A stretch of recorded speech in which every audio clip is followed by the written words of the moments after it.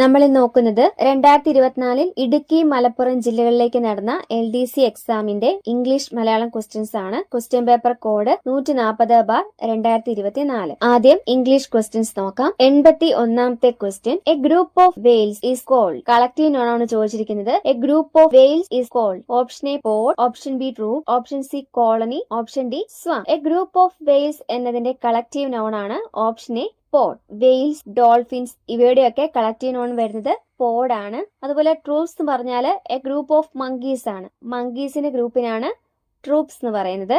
അതുപോലെ ആൻസ്, പെൻഗ്വിൻസ് ഇവയുടെ ഗ്രൂപ്പിനാണ് കോളനി എന്ന് പറയുന്നത്. ആൻസ്, പെൻഗ്വിൻസ് ഇവയുടെ കളക്റ്റീവ് നോൺ ആണ് കോളനി. ഇനി സ്വാം എന്ന് പറഞ്ഞാല് ബീസിന്റെ കളക്റ്റീവ് നോൺ ആണ്.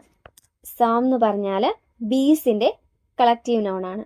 82ാമത്തെ question, the antonym of contaminate. Contaminate എന്ന വേർഡിന്റെ ആന്റോണിം ആണ് ചോദിച്ചിരിക്കുന്നത്.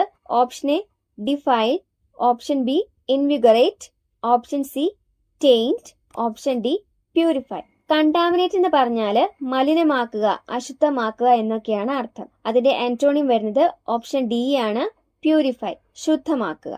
ഇനി ഡിഫൈൽ എന്ന് പറഞ്ഞാല് സെയിം എന്നാണ് അർത്ഥം. Defile, same. ഇൻവിഗറേറ്റ് എന്ന് പറഞ്ഞാല് ഊർജ്ജസ്വലമാക്കുക. ഇൻവിഗറേറ്റ്, ഊർജ്ജസ്വലമാക്കുക. അതുപോലെ ടെയിന്റ് എന്ന് പറഞ്ഞാല് കേടുവരുത്തുക അല്ലെങ്കിൽ കറ പുരട്ടുക എന്നൊക്കെയാണ് ടെയിന്റ് എന്ന വേർഡിന്റെ അർത്ഥം. 83ാമത്തെ ക്വസ്റ്റ്യൻ ക്യാൻസൽഡ് ആണ്. 84ാമത്തെ question, Pazhassi Raja dash a brave fight against British army. Phrasal verb ചേർക്കാനാണ്. Pazhassi Raja dash a brave fight against British army. Option A put up, option B put off, option C put in, option D put. ഇവിടെ answer വരുന്നത് option A put up ആണ്. Pazhassi Raja put up a brave fight against British army. Put up എന്ന് പറഞ്ഞാല് പ്രതിരോധം കാഴ്ചവെക്കുക, ഒരു പോരാട്ടം എന്നൊക്കെയാണ് അർത്ഥം. പുട്ട് ഓഫ് എന്ന് പറഞ്ഞാല് ടു പോസ്റ്റ്പോൺ, മാറ്റിവെക്കുക. പുട്ട് ഓഫ്, മാറ്റിവെക്കുക. പുട്ടിൻ എന്ന് പറഞ്ഞാല് സമർപ്പിക്കുക. പുട്ട് ഡൗൺ എന്ന് പറഞ്ഞാല് ടു സപ്രസ്, അടിച്ചമർത്തുക. 85ാമത്തെ question, Mimi said I have been writing this letter. Change into indirect speech. Indirect സ്പീച്ചിലോട്ട് മാറ്റാനാണ്. Mimi said I have been writing this letter. അപ്പം മിമി സെഡ് ദാറ്റ് ബാക്കിയാണ് പൂരിപ്പിക്കേണ്ടത്. തന്നിരിക്കുന്ന സെന്റൻസിൽ പ്രസന്റ് പെർഫെക്റ്റ് കണ്ടിന്യൂസ് ടെൻസ് ആണുള്ളത്. അപ്പം ഈ ടെൻസ് നമ്മൾ ഇൻഡയറക്റ്റ് സ്പീച്ചിലോട്ട് മാറ്റുമ്പോൾ പാസ്റ്റ് പെർഫെക്റ്റ് കണ്ടിന്യൂസ് ടെൻസ് ആയിട്ട് മാറും. ഡയറക്റ്റ് സ്പീച്ചിലെ present perfect continuous tense indirect സ്പീച്ചിൽ പാസ്റ്റ് പെർഫെക്റ്റ് കണ്ടിന്യൂസ് ടെൻസ് ആയിട്ട് മാറും. അപ്പോൾ ആൻസർ എങ്ങനെ വരും? Mimi said that she had been writing that letter. ഈ ആൻസർ വരുന്നത് ഓപ്ഷൻ എയിലാണ്, she had been writing that letter. 86ാമത്തെ question, choose the correct noun form for a male swan. Male സ്വാനിന്റെ നൗൺ ഫോം ആണ് ചോദിച്ചിരിക്കുന്നത്. Option A pen, option B doe, option C drake, option D copper. Mail swan എന്നതിന്റെ noun form ആണ് option D കോപ്പ്. ഇനി pen എന്ന് പറഞ്ഞാല് female swan ആണ്. അതുപോലെ ഡോ എന്ന് പറഞ്ഞാല് ഫീമെയിൽ ഡിയർ ആണ്. ഡ്രേക്ക് എന്ന് പറഞ്ഞാല് മെയിൽ ഡക്ക് ആണ്. 87ാമത്തെ question, our new employee is good at dash. Option A change of place, option B thinking out of box, option C big picture, option D to be in the same boat. ഇവിടെ answer വരുന്നത് option B ആണ്, thinking out of box. our new employee is good at thinking out of box. Good അറ്റിന് ശേഷം നമ്മൾ സാധാരണയായിട്ടൊരു gerund form ആണ് ഉപയോഗിക്കുന്നത്, അതായത് verb plus ING form.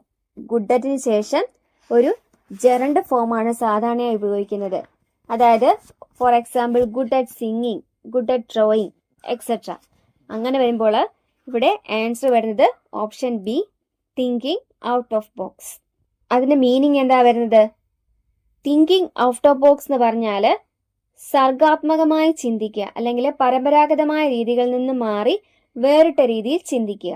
88ാമത്തെ question, by the time we reach the station the guard dash the whistle. By the time we reach the station the guard dash the whistle. Option A blew. Option B had blew. Option C had blown. Option D has blown. Answer വരുന്ന option C ആണ്, had blown.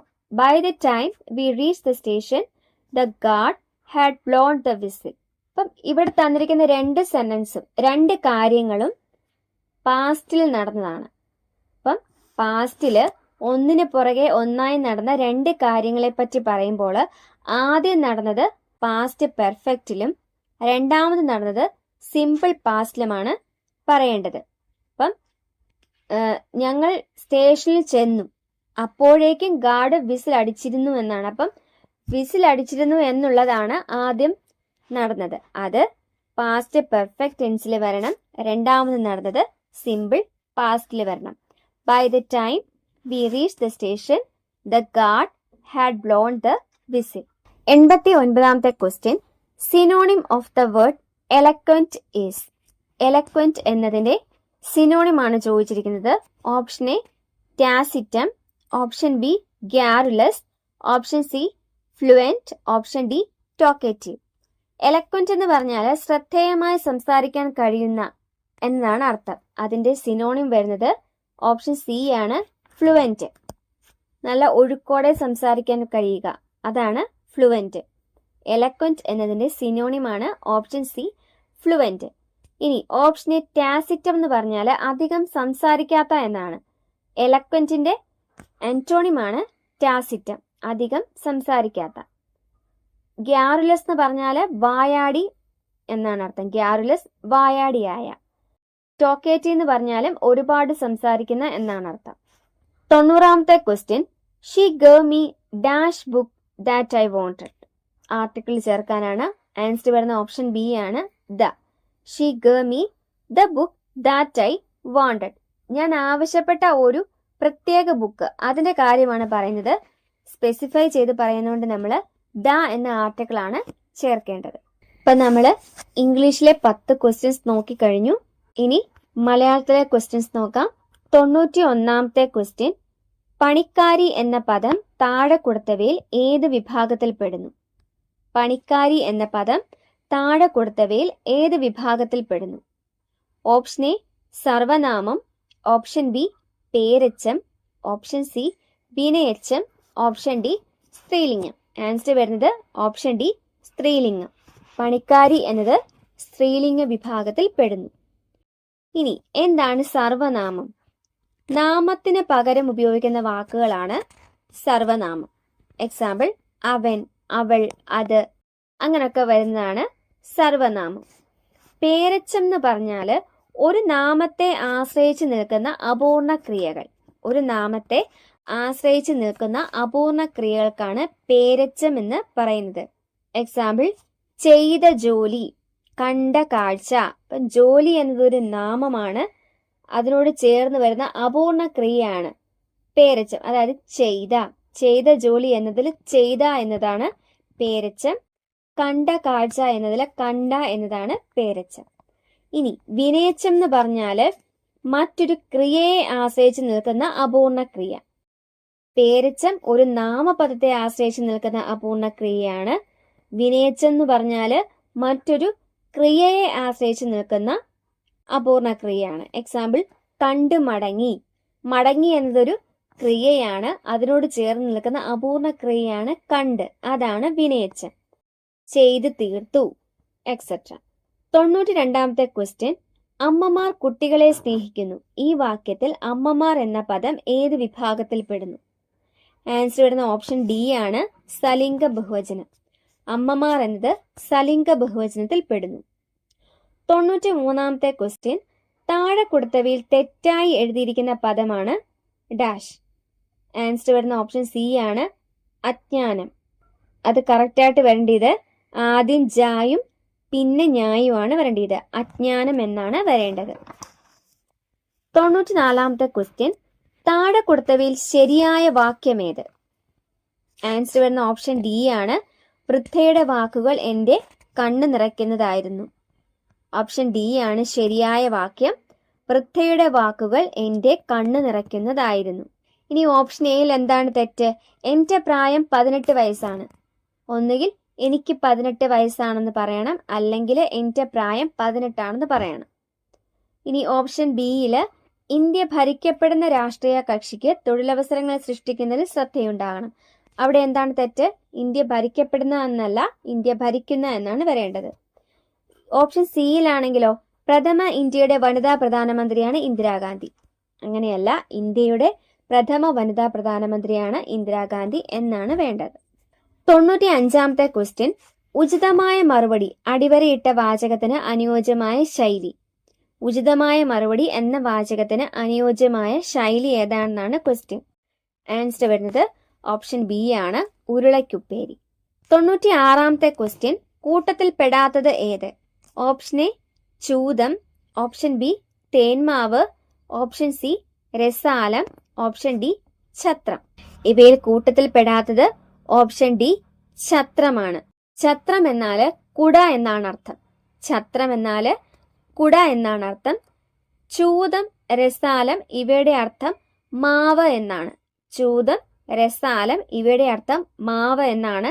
തേന്മാവും മാവിൽ പെടുന്നതാണ്. അതുകൊണ്ട് തന്നിരിക്കുന്ന ഓപ്ഷൻസിൽ കൂട്ടത്തിൽ പെടാത്തത് option D ഛത്രം. 97-ാമത്തെ question, അമരത്തടത്തിൽ തവള കരയണം. ഈ പഴഞ്ചൊല്ല് എന്തുമായി ബന്ധപ്പെട്ടതാണ്? അമരത്തടത്തിൽ തവള കരയണം. ഈ പഴഞ്ചൊല്ല് എന്തുമായി ബന്ധപ്പെട്ടതാണ്? ഓപ്ഷൻ ബി കൃഷിയുമായി ബന്ധപ്പെട്ടതാണ്. 98-ാമത്തെ ക്വസ്റ്റ്യൻ, താഴെ കൊടുത്തവയിൽ ഉഗ്രം എന്നതിന്റെ വിപരീത പദം ഏത്? ഉഗ്രം എന്നതിന്റെ വിപരീത പദമാണ് ചോദിച്ചിരിക്കുന്നത്. ഓപ്ഷൻ എ വക്രം, ഓപ്ഷൻ ബി നിഗ്രഹം, ഓപ്ഷൻ സി ശാന്തം, ഓപ്ഷൻ ഡി ഉച്ചം. ഉഗ്രം എന്നതിന്റെ വിപരീത പദം ഓപ്ഷൻ സി ശാന്തം. ഇനി വക്രം എന്ന് പറഞ്ഞാൽ വളഞ്ഞത് എന്നാണ് അർത്ഥം. അതിന്റെ വിപരീത പദമാണ് ഋജു. വക്രം, ഋജു. അതുപോലെ നിഗ്രഹം എന്നതിന്റെ വിപരീത പദം അനുഗ്രഹം. നിഗ്രഹം, അനുഗ്രഹം. ഇനി ഉച്ചം, നീചം. ഉച്ചം, നീചം. 99-ാമത്തെ ക്വസ്റ്റ്യൻ, പിൽക്കാലം എന്ന പദം പിരിച്ചെഴുതിയാൽ ആൻസർ വരുന്നത് ഓപ്ഷൻ ബി ആണ്, പിൻ അധികം കാലം. പിൽക്കാലം എന്ന പദം പിരിച്ചെഴുതിയാല് ആൻസർ ഓപ്ഷൻ ബി, പിൻ അധികം കാലം. 100-ാമത്തെ ക്വസ്റ്റ്യൻ, ഇഹലോകത്തെ സംബന്ധിച്ചത് എന്നതിന്റെ ഒറ്റപ്പദം. ഇഹലോകത്തെ സംബന്ധിച്ചത് ഓപ്ഷൻ സി ഐഹികം. ഇഹലോകത്തെ സംബന്ധിച്ചത് ഐഹികം. നമ്മൾ ഇന്ന് 140/2024 ക്വസ്റ്റ്യൻ പേപ്പറിലെ ഇംഗ്ലീഷ് മലയാളം ക്വസ്റ്റ്യൻസ് ആണ് നോക്കിയത്. പുതിയൊരു ക്ലാസ്സിൽ വീണ്ടും കാണാം. Thank you. Happy learning.